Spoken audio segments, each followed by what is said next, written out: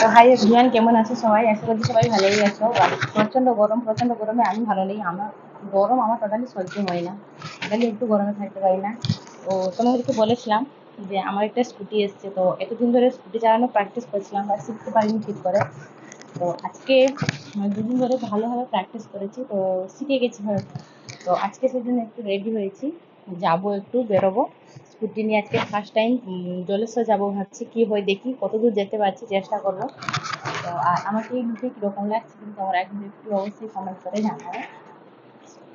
Ready হয়নি, সম্পূর্ণ ready হয়নি, তো গরমে তো এত তাড়াতাড়ি বেরোবো না, সেই জন্য মেয়েও ঘুমিয়েছে, তাকেও নিয়ে যাবো, সে উঠুক, তাকে ঘুম থেকে নিয়ে যাবো। বাট আমি রেডি হয়েছি, রিলস বানাবো, তারপরে একটু বেরোবো।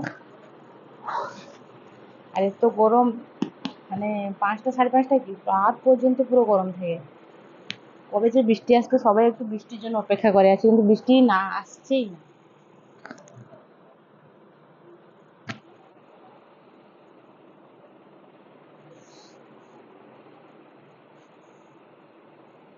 আমার এই জিনিসটা খুব হালকা দরকার, আমি পুরো গাঢ় ব্যবহার করি না, আমার সবসময় একটু হালকা লাইট হলেই চলে, ব্যাস।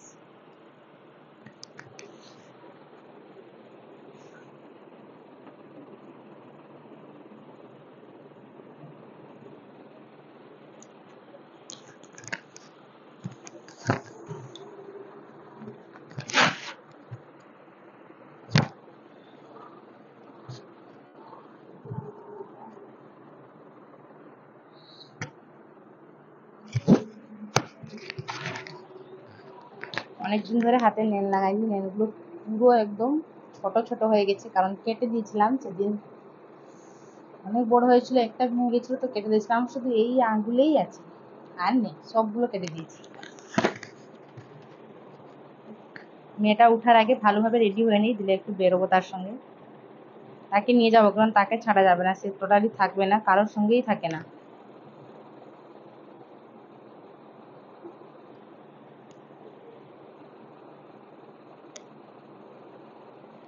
আমার হাজবেন্ড তো বাড়িতে নেই, তোমরাই জানো, বাট অনেক সাহস করে আজকে বেরোচ্ছি, কি হয় দেখা যাক, চালাতে পারছি কি পারছি না।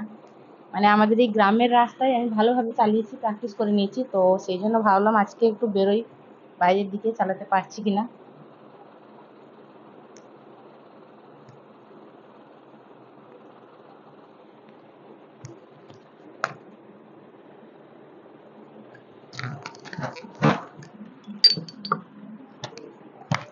তো এবারে কিছু রিলস বানাবো, তারপরেই চলে যাব আমার মেয়েকে নিয়ে একটু জলেশ্বর ঘুরতে। ফার্স্ট স্কুটি নিয়ে পুরো রাস্তায় বেরোবো, চালাতে পারছি কিনা একটু ভয় ভয় লাগছে, বাট চেষ্টা করবো।